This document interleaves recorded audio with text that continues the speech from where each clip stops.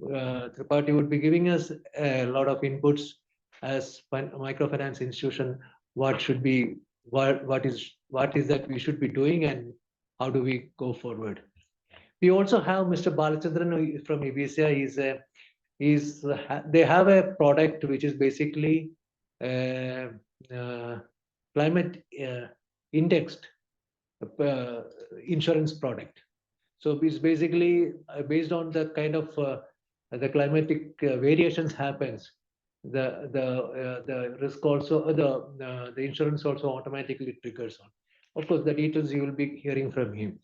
So before that, before I hand over to Mr. Tripathi first and then to Balachandran, let me also tell you that we are also living in a world where a lot of importance is being given for sustainability.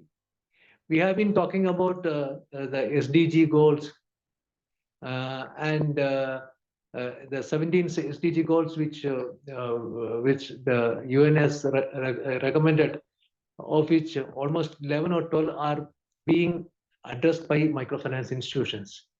We are also talking about a lot of impact we are bringing to the people at the ground level through our interventions of microfinance. But unfortunately, we are very poor at documenting things. So we don't have much records about the impact being created and how do we make a change or make an impact to the lives of the people of the targeted group. So it's time for us to start reporting, start generating the data and start reporting. In fact, now it has become mandatory for many of the institutions, especially those being listed in the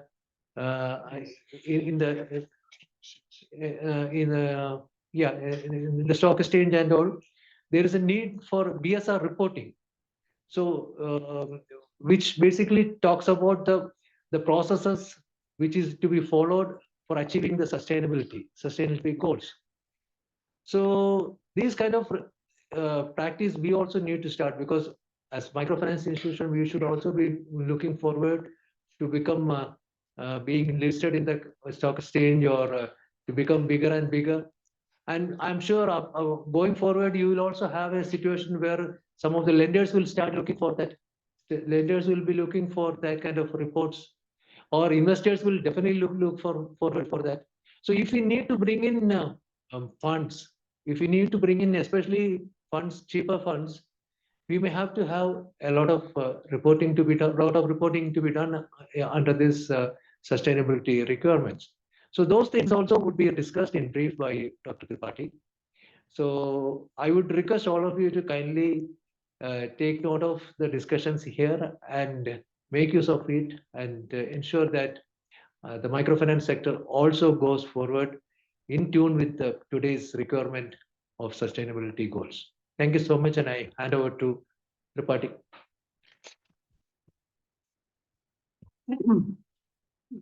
So namaskar to all, and thank you, Gigi sir. Thank you, Sadhan, for giving me opportunity, and it's a pleasure being in Sadhan's office and attending this and trying to share some information which is important for the microfinance sector. And overall, when we talk about the social impact and the environmental impact which we make, it is always important to see that whatever we are saying, whether it is there is evidence or not.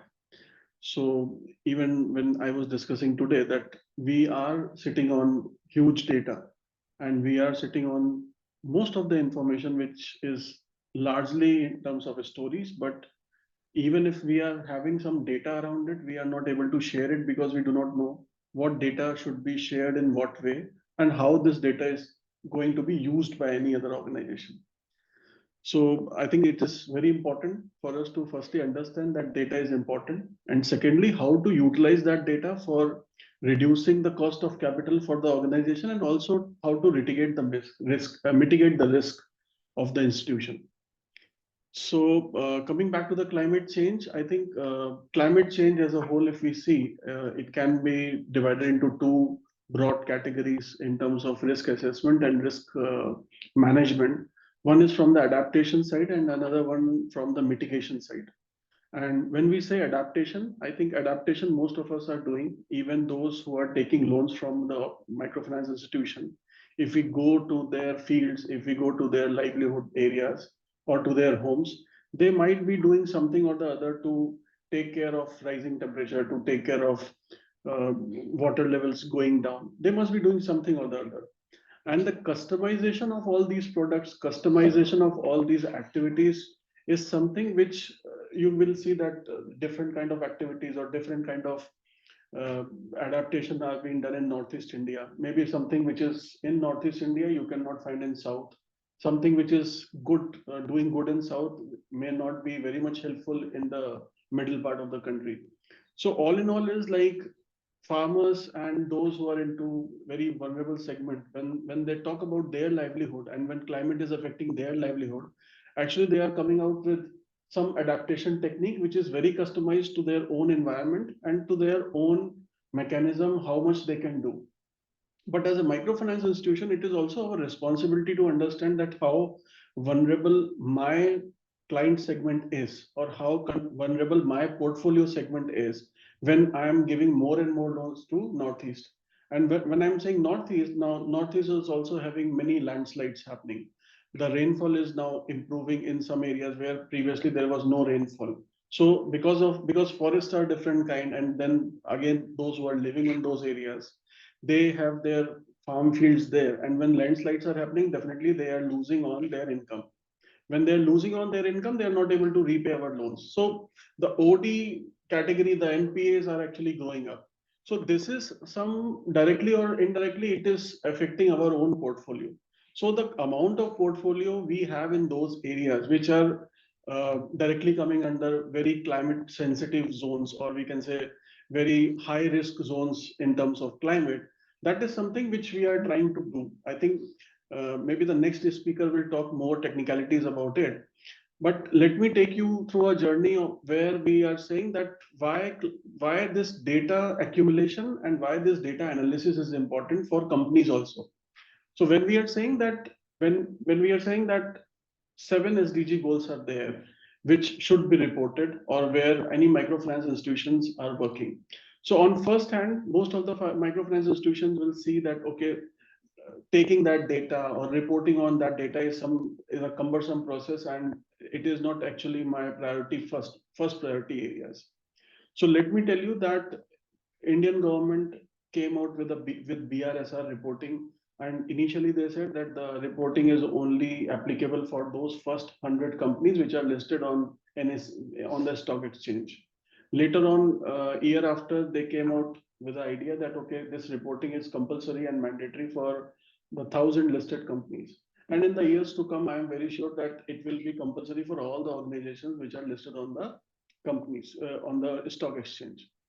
Now, it is important for those who are listed companies, but it is all equally important for those who want to become listed or those which are not listed, because European funds and funds which are standing outside India and who are looking forward to put money with the microfinance institution, they are asking questions. Are you able to make any impact? And when we are saying yes, we are making impact, then they are asking for evidence and they are asking for data. Now, what kind of impact they are looking for? So let us divide that impact into three parts: environmental impact, social impact, and let us say the financial impact. I think we have good amount of data on financial and social impact. Maybe social impact data we have, but we are not able to report. Maybe we are reporting, but we are not able to analyze in the terms what global entities or global organizations are looking forward to. And the third one is impact on the environment. When I say impact on the environment, it starts with a very basic thing. Do you have any ESMS policy? Do you have any environmental policy at your end? Do you track your wastage? Do you track from where you are getting electricity? Whether that electricity producing company or the supplying company is producing electricity through your renewable sources or non-renewable sources? Whether the kind of cars which you and your employees are using is that a electric vehicle, or is it a diesel or a petrol vehicle? So the point is that maybe at institutional level, at head office level, if we are able to understand that, okay, these are the climate indicators or these are the environmental indicators. Let us not go down where my client is using that data or I'm producing that data from the client perspective. Let us first start from the head office, maybe then from the regional office, then from the unit office, and then get back to our clients where we are giving loans to all those people who are into agriculture, those who are into some small businesses, micro businesses. Can we do something for them? If maybe initially they are using plastics, maybe we are giving loans to the small kirana store and they are using plastic bags. If we are able to reduce the amount of plastic bag used before our loan and then after our loan, we are able to produce a case, and that case will be having an environmental impact. When we say that, okay, there are like out of all the portfolio, we have like 10% or 15% of the clients who have now stopped using polythene bags in their shops. I think we have a case to produce. As soon as we have a case to produce, we also have data to prove that yes, they have reduced this plastic consumption. Once we are able to produce this data now is sellable in the outside market. When I'm saying outside market, it is any impact fund, any impact bond, any climate fund who is looking for impact. So they will ask you that, okay, what kind of impact you can make? What is the scalability of this impact? Can you do some impact for me also? Once I say that, okay, let me do some impact with your money, they can give us some money. That money can come to us at a low cost. Why they are giving it at a low cost? Because in their countries, they have to reduce their taxes. Their green taxes can be reduced if they want, if they are able to utilize the amount of money in any other country and then utilize it for climate impact or environmental impact or social impact. This is how this whole sector is working right now around outside India. So an organization who is sitting in UK, they have to pay high green taxes because they're not able to reduce their carbon emission. So they want to see any opportunity where the carbon emission can be reduced. Now, carbon emission and climate change both are connected. As soon as they get to the developing countries, and in developing countries, if there are any association or any institutions which is able to reduce the carbon impact or carbon emission or climate or environment, it can be anything. It can also be like water level, it can also be like garbage management, anything. But if they are able to reduce it, it means they are able to produce any impact. Now this impact creation is actually helping them in reducing their taxes and helping them to reduce their, to actually improve and strengthen their compliance structure.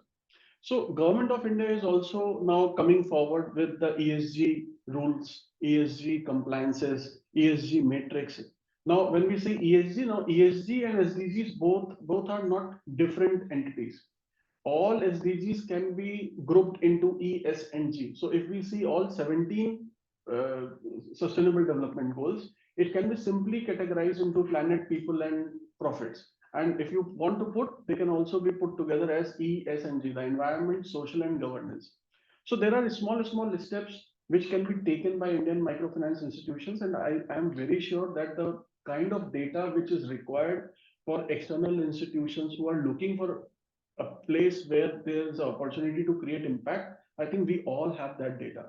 Even if we don't have data, there is a chance and there is a requirement of a small awareness and capacity and competency within the institution, which can be increased. By that, I think those who are working in those institutions can also get support and should also get some kind of opportunity to get to leverage this full information.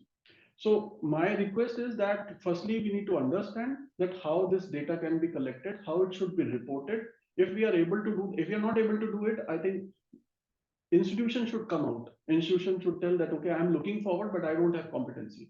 If you don't have competency, then we can come out with a workshop or a training program or something like that, so that you can firstly collect that information, produce, and then give some evidence, and then also get leverage, also get good low cost funds for your microfinance operation.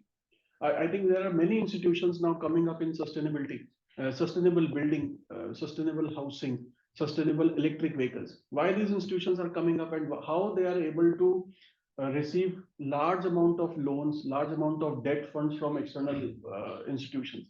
The reason is simple. They are actually leveraging the climate funds which are available outside. So it is a good opportunity for all the microfinance institution. I think once we are able to understand how climate risk is associated with all this, maybe after that I will again come back and fill in few points which the microfinance institutions can do. Back to Sangeeta ma'am, so that you can take it forward. Okay, so am I audible right now? Can somebody confirm whether I'm audible? Yes, you are. Yes, ma'am, you are. Yes. Thank you. So, you know what Mr. Tripathi told you, that first of all, at the first go, it appears to be very cumbersome. I was speaking to him. It is actually very, very easy for us because we are already doing the difficult thing. So it is very easy, but sorry, we need that orientation as to how we can document this.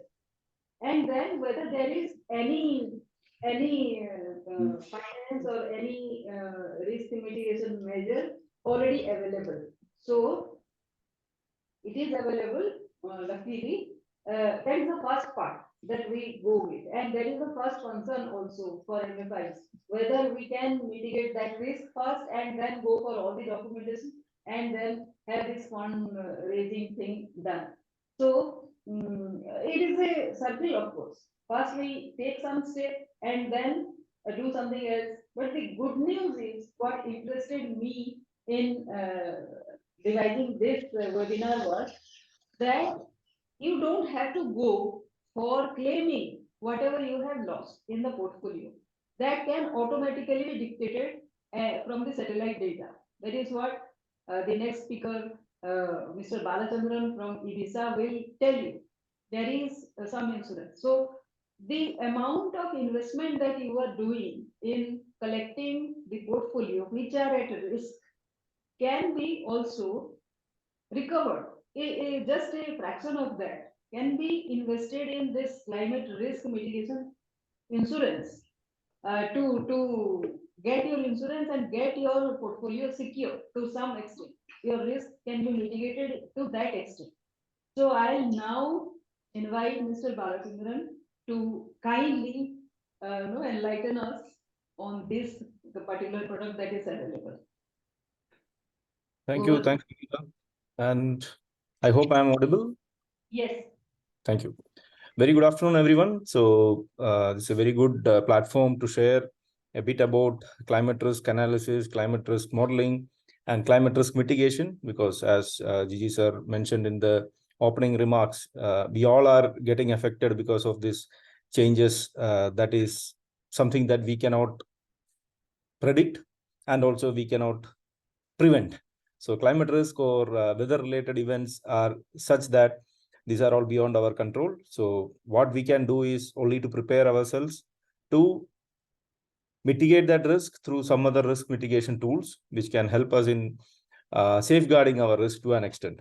So risk, when we talk about climate risk and when we talk about portfolio related risk in microfinance institutions, we all know that this is one of the biggest risks that we all have identified. Climate risk, whenever I discuss with any professional from this industry, they will clearly say that if I ask what are the top 3 risks that an MFI is facing, then climate risk falls under one of the top 3 risks, because we all are into a business where we give collateral free loans and we depend upon the livelihood of that people to repay the loans.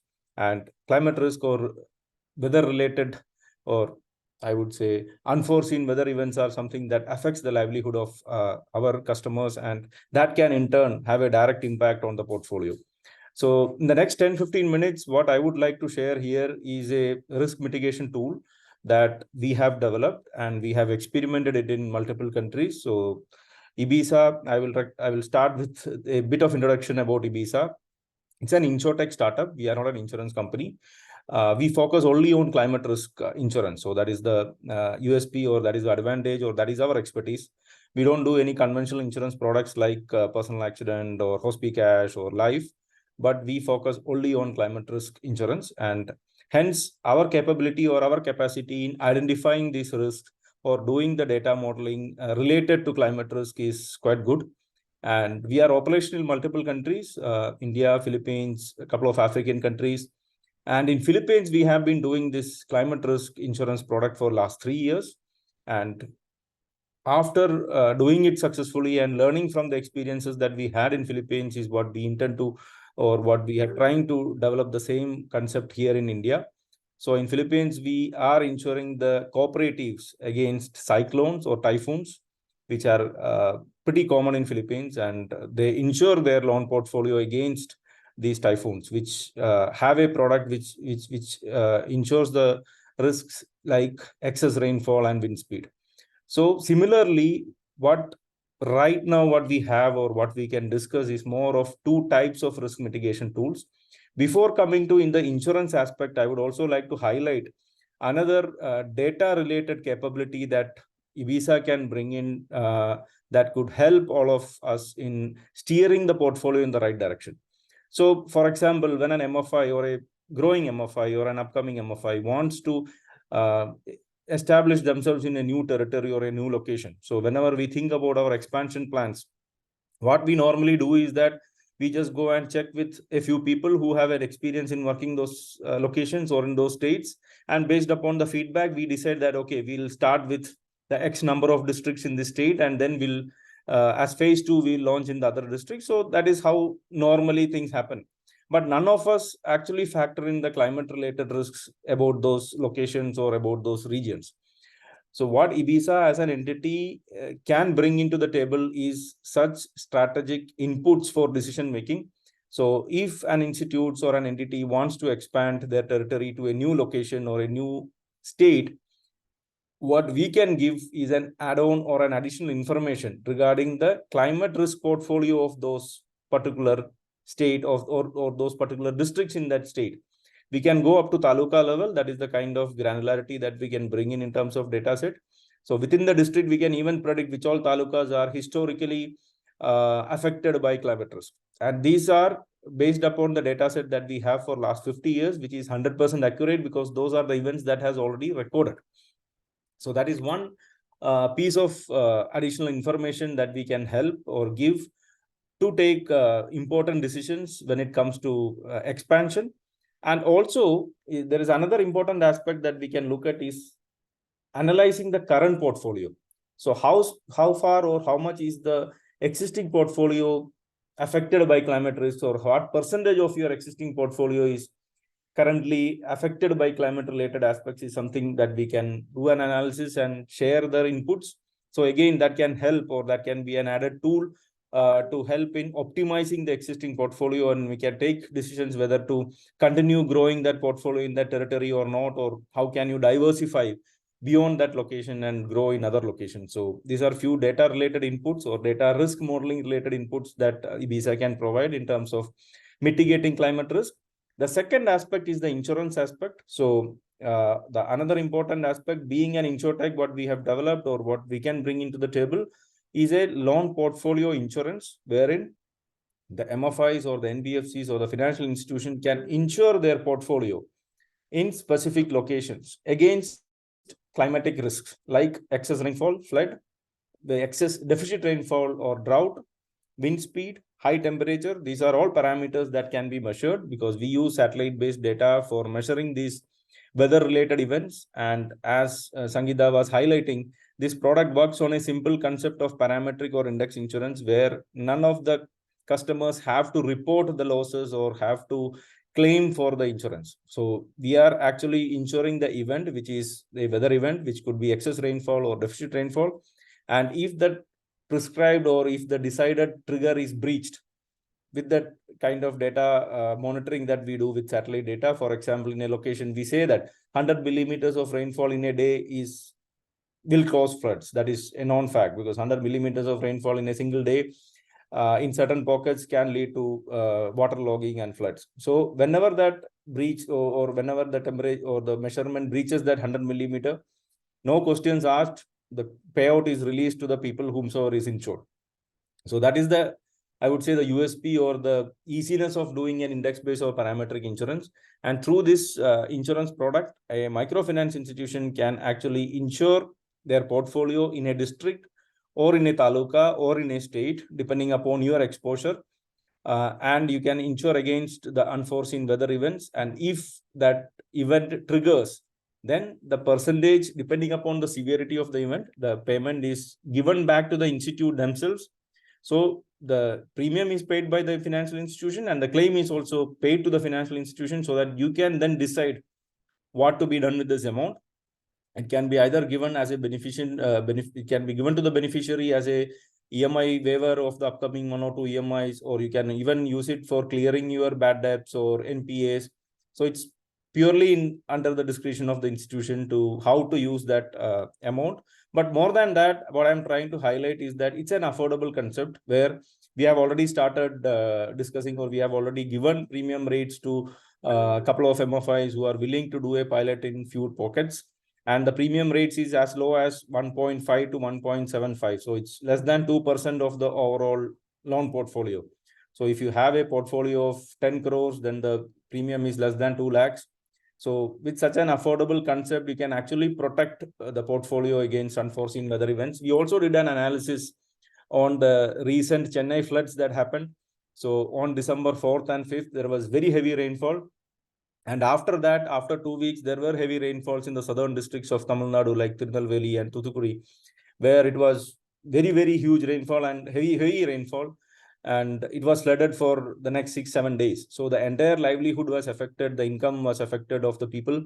And there are MFIs who are now struggling. I'm not saying that there will be delinquencies, but there will be delay in repayments at least. So a delay of 3 to 4 months of repayments actually affects our books. So when we did that analysis, if someone would have taken this insurance product at that time, then the Chennai floods or the southern Tamil Nadu districts which was affected by flood would have triggered the maximum payout. So unfortunately, nobody had any insurance at that point of time, but I'm just trying to highlight the fact that with such an affordable premium rate, you can probably insure your risk, which can help in terms of adjusting, or when some event happens like this, it will be an added benefit to your beneficiaries or your borrowers as well. Plus, the insurance has another variant or another variation of this insurance is that instead of taking at the portfolio level, you can also insure each and every individual loans by covering the borrower. Like we do the personal accident or the hospicash product, this particular index insurance or climate risk insurance can be taken at the borrower level as well, wherein each and every borrower is insured for their own loan portfolio. And if an event occurs like this, as I said, an excess rainfall or a drought, whatever event that we define, and if that event triggers, then the beneficiary gets the payout or the borrower gets the payout instead of the institution, because here the premium is deducted from the loan amount or it is paid by the borrower themselves. So there are two different ways of insuring this risk or mitigating this risk. I just wanted to throw this throw some light on the kind of product that we have in market right now, and it is offered by a few insurance players who have the capacity to underwrite such products, and it is not given by all insurance players because it's a specialty kind of an insurance which is provided by a few. And as an insurtech and being in the insurance industry for last 15 years, I'm trying to help building this product structure in a very affordable rate so that it will be usable or it can be a used case for all of us. And I guess I will stop right now and probably wait for any questions or comments, or else maybe, as Sir said, if he would like to add some points on the ESG related aspects of insurance, probably then we can have the final round later. Yeah. So there might be some questions from MFIs and then few questions, and then we can go ahead with ESG related. Actually, I would invite questions right now if there is any, and then we can carry forward the discussion on specific issues. Any questions right now? So may I go ahead? Yes, please. So my question is to Balachandran. Just you talked about the InsurTech and the climate insurance product offering from Ibiza. So just wanted to understand, because in the natural calamity or NatCat, how we know is even in this segment there have been products launched in past by insurance players like MS Cholamandalam. So, but what I understand that it was not widely accepted in the industry because of the other granular level challenges. So how do you foresee that the product offering in this NatCat segment by Ibiza is different? That is one. Second, since these are parametric insurance and you defined about two different segment of product categories, whether it is a portfolio level or at a client level. So what kind of premium would it come in at a percentage when an entity wants to go it at a client level? Again, that would encompass a portfolio, but staggered across different geographies depending upon the vulnerability. But what kind of premium would it flow in or translate it if one wants to go it at a client level? So with these initial questions, would like to know your views. Yeah, thanks, Rahul. Thanks for pointing out this important aspect of index insurance, as well as the pilot or maybe the initial offerings that we had in this sector. So I will start from the first question. So the first question was more about the pilot or the kind of index product that Chola launched earlier and how different it is. So the one important parameter that we have addressed, or what is different from the erstwhile product which couldn't fly off the way it was intended, was the affordability, because the premium rate is one of the important factors when we look at such product developments, because as an institution you are already running at a very high operational cost plus the interest rates. So if you are charging additional 3% or a 4% over and above the existing rates, then that is not going to be viable. So that is the important aspect that we have addressed in terms of aligning the business needs as well as the market needs. So the premium rate, when we look at a portfolio level, as I said, is less than 2%, depending upon the location and depending upon the risk. So the lowest that we have quoted is at around 1.25% of the loan portfolio. And when we look at the borrower level and how we have done it is like, we have tried to restrict the payout, because ultimately it's a matter of what is the ultimate payout that goes. So based upon our analysis, what we understood is that NatCat events causes a delay in payments rather than a delinquency. So the delay is up to a tune of 4 to 5 to 6 months. And there has to be a lot of follow-up to get that loans repaid. So considering that fact, we are settling the payout that goes as a claim is at various slabs or at various triggers, depending upon the severity of the event. So if I'm looking at a payment to the borrower, or if you're covering the borrower as an insurer, then his payout is in terms of EMIs. Depending upon the severity of the event, if the event is a low severe event, then his upcoming one EMI is waived off. If it is a medium event, then severity event, then 2 EMIs are waived off. If it's a very severe event, then the 3 EMIs are waived off. So that after 3 months or after the 3 EMI period, which could be approximately 1.5 months, he will come back to normalcy in terms of his livelihood. So the restriction of payout has helped us in reducing the premium rate to an extent. But when it comes to the portfolio insurance, we have a payout which can go to up to maximum of 75% of the total loan portfolio. So for example, the Chennai event if somebody had a product, it would have triggered 50% and above in terms of sum insured. So if somebody would have insured a portfolio of 100 crores in Chennai districts, they would have got 50 crore plus as claims. So that is the kind of product, and that's the kind of event that we would like to insure. We are not looking at insuring very frequently occurring normal monsoon. We are looking at insuring unseasonal or high severity kind of an event, like what happened in Tamil Nadu. And to answer to your question in a bit more, one more point to be added is that we are using satellite-based data for this claim settlement. We are not depending upon ground level weather station, and satellite data gives a more accurate plus more granular information, because these are model data sets, and ground level weather station data sets requires a lot of cost involved in that will add on to the premium. But this is free of cost data which is available at IMD as well as at multiple international satellite based data modeling. So that data cost is free for us. So that is also helping us reducing the premium rate to an extent. So I hope I was able to answer your queries, Rahul. Thanks, Bala. But maybe I might have missed it, but I could not get the range of the premium which will translate into when it comes to like the loan level insurance cover. Yeah, got it. So the borrower level, it is coming up to 0.35 to 0.5% of the total loan amount. So when somebody is having a premium normal insurance loan portfolio of 30,000 to 35,000, the premium rate is less than 250 rupees per loan per borrower. So that is it coming to around 200 to 250 rupees is the average premium rate that comes to per borrower.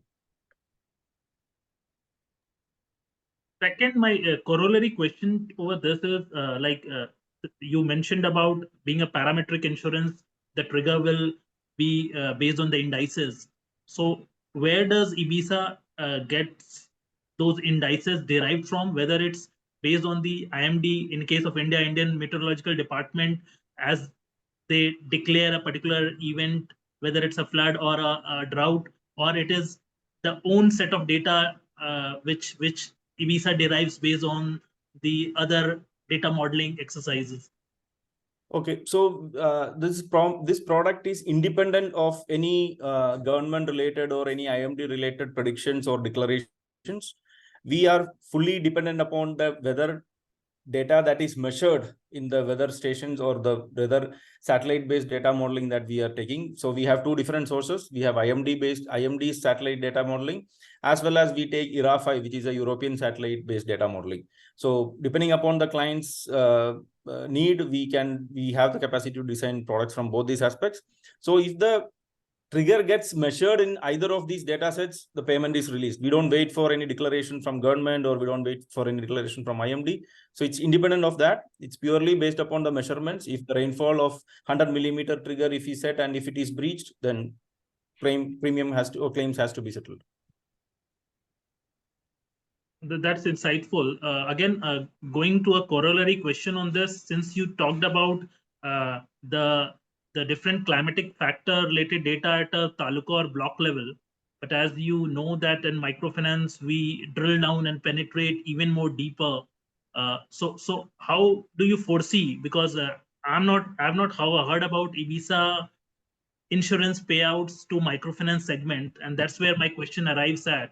So how do you foresee, and is there any exercise done of superimposing the so-called captured data on these trigger insights of historical trend versus the portfolio concentration which MFI partners of Sadhan have, to see that at portfolio level what is the risk which the current partners of Sadhan are at, depending upon the certain high vulnerable climate risk geographies? I got it, Rahul.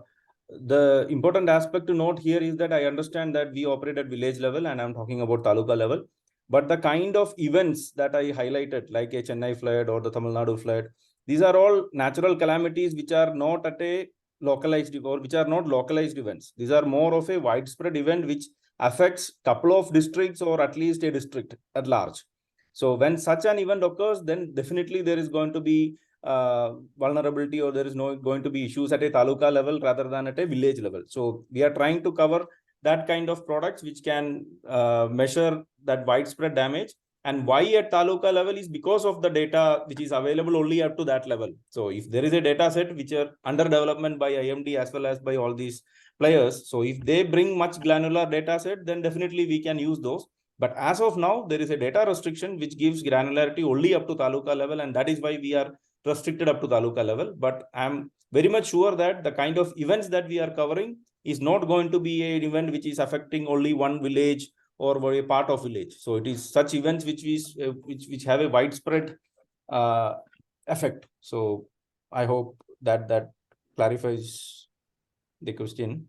To a certain extent, yes, but would still like, since you said that IBISA has already worked extensively in Philippines, I'm not sure whether with the microfinance segment or some other cohort of affected borrowers.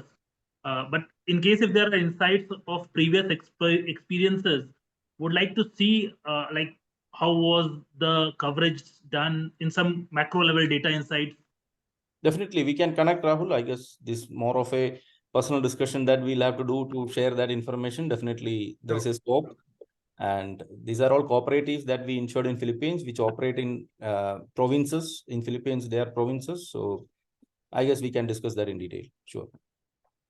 Yeah, so we will share Balchandra's coordinates with all the interested participants out here, whoever asked for it, so that they can have this discussion going. So, yes, any other question?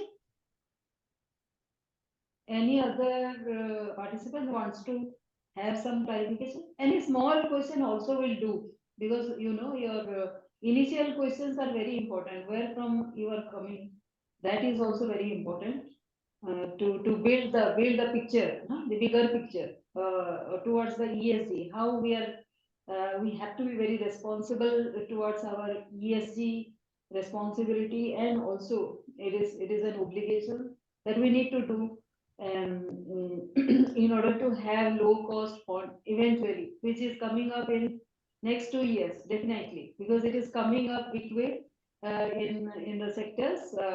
We need to take steps right now. So let us first understand what all questions that we have at our level. Anybody else, any question? That will help us now to discuss further about climate risk insurance. Somebody is asking a question. Yeah, hello. Can you hear me? Good afternoon. This is Darius here. Just wanted to know, is this a state-wise or a nation-wise? How is this insurance applicable to? Like if we have a profile in Assam, Yeah. or a climatic change in Tamil Nadu, or as it may be in Maharashtra, a famine or a drought or something. So how do you address this as one whole, or it is separate state-wise? So it is state-wise, sir. An event that occurs in the area is insured. So as an institution, if you are present in all these locations and if you feel that your portfolio is under risk, you can select the locations to be insured, and if an event occurs in that location, then you get a claim. So for example, an institution which is operational in 26 districts, 26 states, but they say that, okay, I need to insure only in 2 states, possible. Or else they say that I need to pilot only in 1 district to start with, possible. So it all depends upon at what level you would like to insure your portfolio. So it can, as I said, the lowest granularity that we can go at is at a taluka level or at a sub-district level. And that would be based on the satellite information which you receive. Yes, sir. So the data set is measured from satellite-based information, whether it be rainfall or temperature or lack of rainfall. So we measure this data on a daily basis, and based upon the triggers that is fixed, the product is designed. So the product will be, for a flood, it will be 2 days cumulative rainfall above 200 millimeters. Could be a trigger for claims. So I'm just sharing an example because 200 millimeters of rainfall in 2-day period is considered to be severe, or 300 millimeters of rainfall in 2 days is considered to be severe. So we design products likewise. And if the satellite measures in an area there is rainfall and the satellite data measures that in 2 days the trigger has breached 300 millimeters, then everybody who is insured or the portfolio which is getting insured in that area gets the claim. And what is the tenure of this insurance? 1 year for excess rainfall, but when we do for drought, we recommend to do it only in that severe drought period, which is more of the Kharif season, which is June to maybe September, which is the sowing season or which is the agricultural season. So normally drought product is defined only for that period or maybe at the time of Rabi as well. But for rainfall, it can be a 1 year product throughout because excess unseasonal rainfall can occur at any point of time. So basically, it's a period of 1 year which you are looking at. Basically a period of 1 year, sir. Yeah. Thank you so much. Thank you very much. So here is my question. Like there are different products for different parameters. So the rainfall product is for 1 year, and the drought product is for 3 months or so. It is like that. But here is my question, Bala. Insurance is for unpredictable events. So now we know Assam has this rainfall every year, flood twice a year. That is predictable. So would you do insurance here? So you are on mute, Bala. Sorry, as you rightly put forward, insurance is for unforeseen events. So a frequently occurring event as I said, for example, in Mumbai, 200 millimeters of rainfall in 2 days is normal in monsoon. And Mumbai is equipped to manage that. But if it is 300, then that is a problem. So whenever we insure frequently occurring events, we insure or we put the triggers at higher levels, which will actually create issue on ground. So if you have an event which creates issue on ground or which affects the people's livelihood on ground, and depending upon the severity of that event, we can actually insure. But obviously, an insurance company will not come forward and insure an event which happens every year. So for them also, it's a probability of an event. So I would say high severity but low frequency events are the ones which will actually can be insured.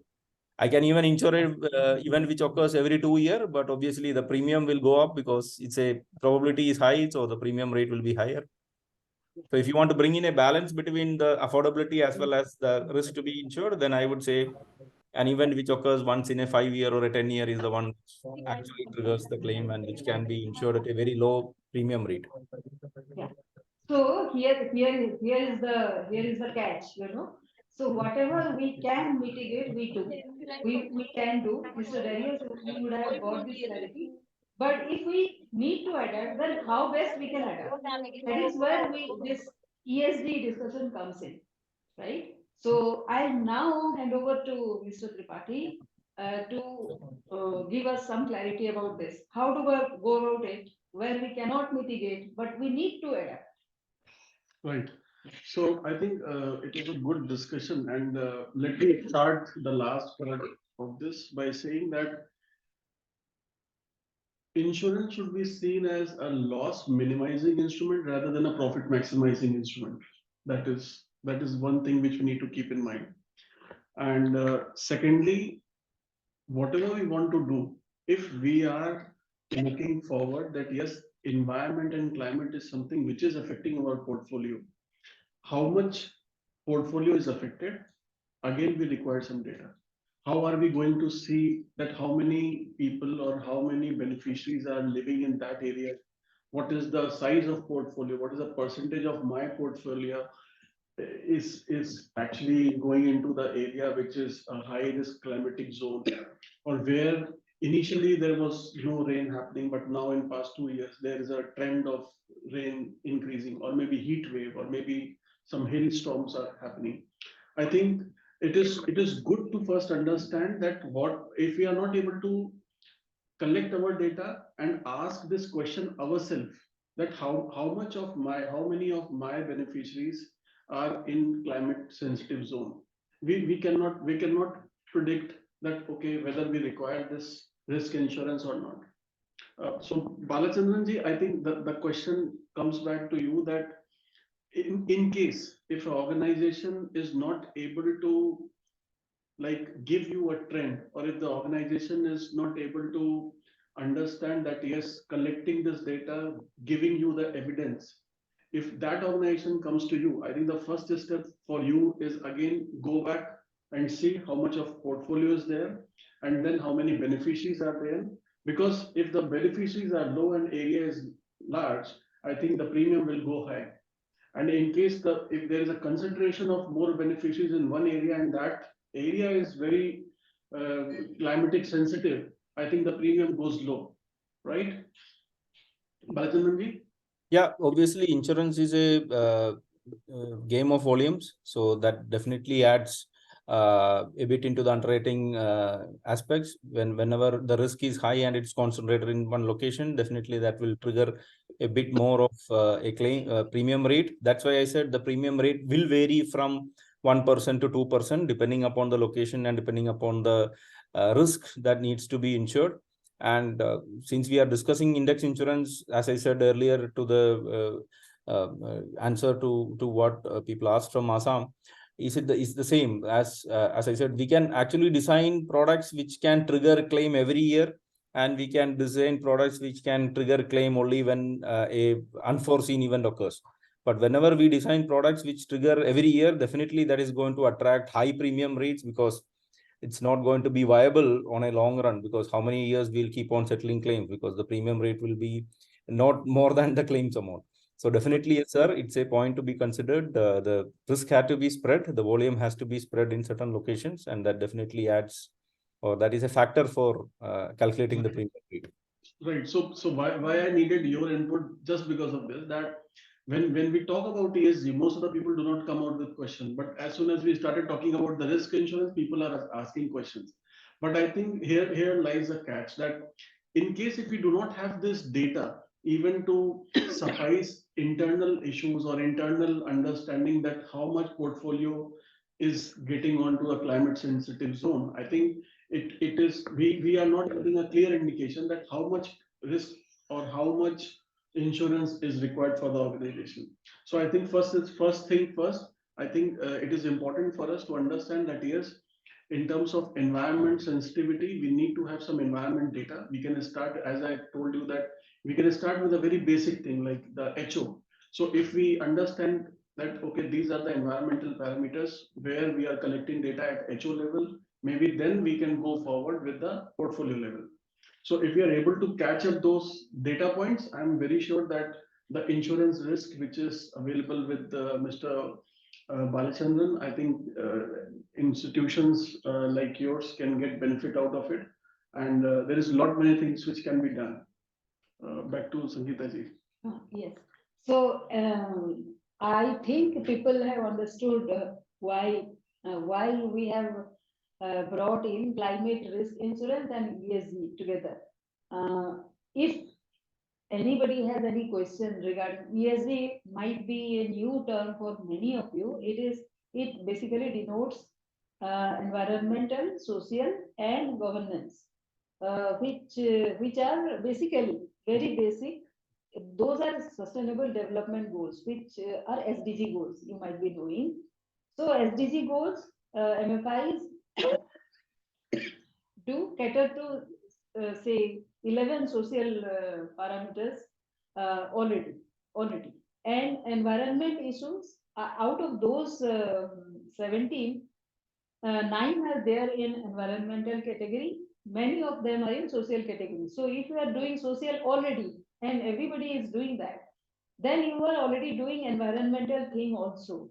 But not many of you know that that you are doing environmental. So this awareness is required. So that is why this is just a beginning of the discussion that will be having on climate risk and also ESG. Both we need to understand a lot more. As Mr. Tripathi told, that carbon and environment are closely related, and climate, of course, climate gets impacted because of carbon, and yes, so everything is related in each other. So we need to be very careful. We need to orient ourselves more and more. So this is the first time discussion. So very basic questions also we will have.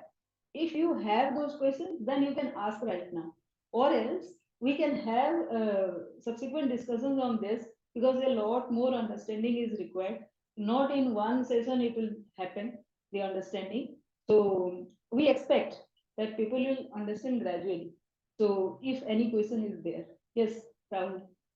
Yeah, so my question is on ESG.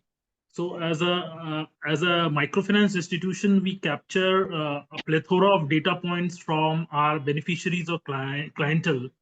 So of course, I do understand the significance of scope 1, scope 2, or scope 3 emission reduction, which would fall under the E category of the ESG framework. But just trying to understand from a microfinance baseline data capture of the client segment which we cater to from our lending portfolio. So what would be your insights in terms of what additional data set we should start capturing to see that our beneficiaries or clientele through our interventions are able to do at least scope 1 emission reduction, and hence contributing to the E factor of the ESG framework, so that we can incorporate those additional data capture points in our client onboarding journey. Right. So Rahul, most of the time what happens is in India is falling back. Your voice is feeble. Can you be a bit louder or maybe bring the mic closer? Am I audible now? Yes. Okay. So what I'm saying is India, most of the time we are falling back in terms of making rules and regulations. And largely what we are trying to do is we are following steps as per the EU norms. And if you see EU norms, the good way is to go to the SFDR Article 9 rules, which talks about the exact things what they are looking forward to. In India, when ESG related frameworks are coming up, it is going to come up maybe by the end of this year or maybe the next financial year. I'm very sure it is going to be a replica of what EU nations are saying, because EU money is flowing into Indian microfinance sector. So it's always better to reflect back from where the Article 9 of SFDR rules are coming up. As you asked the question related to scope 1, 2, and 3, scope 3 emissions are something where we are not able to get hold of. Scope 1 and 2 emissions, almost all those institutions who are giving loans to any institution, any small medium enterprise institution which are into some kind of product manufacturing or something, they can capture data. But wherever the service industry is happening, scope 1 emission, again to capture that scope 1, or there is a lack of registry institution, there is a lack of audit institution, those problems are happening. But if you are first mover into this area, definitely the respect in terms of in the eyes of those who are giving money for creating some impact, at least you have some evidence to show. Coming back to the question which you say that what more data we should collect, I think the latest, if you see from the World Bank perspective, World Bank is looking forward to move their focus from carbon dioxide emission level to methane emission level. I think the kind of heat emission, if you are able to capture the kind of heat emission everybody is doing, that is going to be a great help at later stage. Maybe wastage of water, plastic, reuse, recycle, those kind of data is something which can be used, utilized, captured, and then analyzed for showcasing that these are the various factors which we are including in our data points, and this is how we are becoming more and more sustainable. All those institutions, many institutions are not doing it. Let us first understand that. And if few institutions are doing it, so anyone coming from a climate change bonds or coming from a climate impact bonds, if they want to invest in India with microfinance institution, if there are only 10 institutions, those who are good in capturing data and showcasing that this is how we are creating impact, I think they will definitely leverage the overall hedging of those funds. I hope I answered the question. Broadly, yes, but probably what I was expecting and looking forward, because being a member of Sadhan, you understand the kind of data segments which are captured by MFIs while onboarding the customers. So Right. At a macro level, I understand and I got your gist which you are trying to convey, but probably bit more insights on the granular front could have helped, because broadly, even as a member of Sadhan, you might be aware which are the typical segments where we lend to and what are the broad data points which we capture from our beneficiaries' business. Correct. So there are a lot of technicalities involved where we also will have limitations in capturing those data. I know, I understand. So let us see a dairy example. Okay. And I was talking to Gigi sir today, and I said if a dairy farmer is there, we can definitely say what is the baseline, that what amount of water is utilized. Correct. Now we can reduce the water utilization in dairy. If we have a cow in a shed and if that shed is electrified with some kind of diesel engine or something, if we can replace it with some solar lamp, right? So these are the things. So it is, I cannot say that from activity to activity we should see, but definitely we should see that what are the areas where we can reduce it.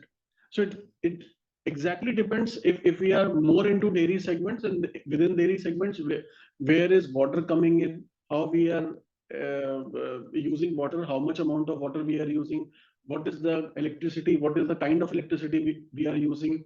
Like in cities, we have that electricity is coming from thermal power station or from the renewable source of energy. Even if we have a diesel pump, which is actually taking water out of the ground, if we can replace it with some solar pump. If these are the small activities, if we are able to do, if we have a baseline, definitely we have a baseline, some information is there. But if in 1 year, if we have a policy to reduce these emissions at our beneficiary level by 20%, then how we are going to do it? So it requires a full theory of change. So when any external institution is asking you that, okay, what is your plan to do some kind of environmental impact? At least we should have something to show that, okay, this is what we are today, and this is how we are going to reduce it by 20%. There is no right or wrong answer right now, because every activity cannot be segregated into how we are going to reduce the carbon emission. But definitely there are certain activities which are like globally accepted. I think we all can do that and then reduce the carbon emission or the heat emission. Or wherever we are saying that, okay, this is our objective or this is our outcome, this is what we want to achieve. Right now in the industry, we are not showing anything on sustainability of the environment. We are simply saying, yes, we want to become a environment sustainable institution. But how? In how many years? What will be the reduction? We are not telling anything about it. So let us start with that and then define that goal or sub-define that outcome into small outputs and then into activities, and then achieve it after 1 year and say that, okay, we thought about 20% reduction, but we are only able to achieve 15% or maybe 25%. If we have 3 years of data, then this is a sellable story. And Yeah. With this specific sector, we can connect anytime and we can discuss in detail. So what I understood from this discussion, thank you, Rahul, for asking that question. Because when we were discussing in the morning amongst ourselves, we were also wondering as to how we will start gathering this data. Because already we are gathering so much of data, which is partly environmental already. But do we know how to interpret the environmental side of it? So your questions were very relevant in that case.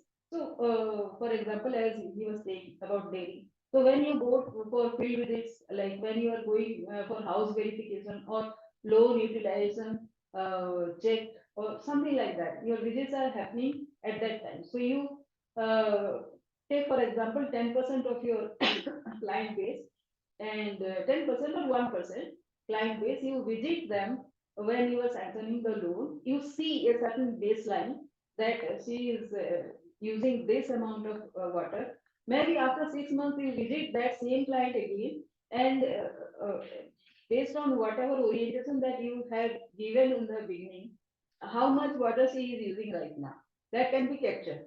Like it is that easy or that difficult. So if you can capture that, actually that becomes a story for you. And here, so many people are there, they can capture similar data as well. Some kind of data which everybody knows which is environment friendly and which are not. Everybody has some kind of orientation, I presume that. So if you can ask more questions, if you are not very confident about which is environment friendly and which are not, that also we can have a discussion on. But I have seen from my field visits that people know.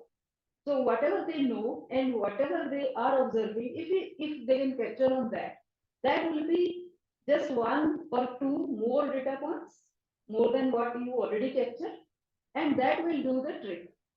I assume it like that. It will help to start with.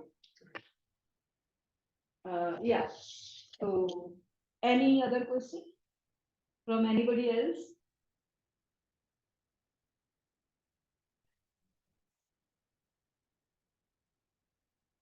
Actually, that is what I was planning to do when I heard that how to start collecting the data.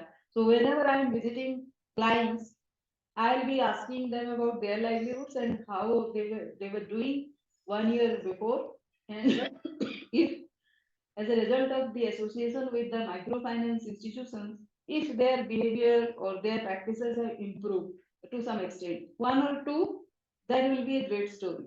I can actually tell back that story to the people the microfinance people that I'll be interacting with, and later on, in webinars like this also, those will be great stories. No, we can actually train, orient ourselves, each other, this way only.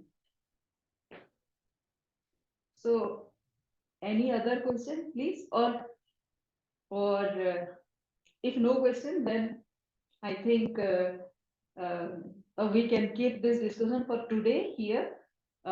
Definitely, we are doing webinars twice in a month based on the topics that you have raised from time to time. So that is the information from my side. First week and third week, we will have some kind of discussion in the form of webinars where we will be discussing various things, including climate risk and ESG. And around that, every other thing, because these are very important topic, burning topics now.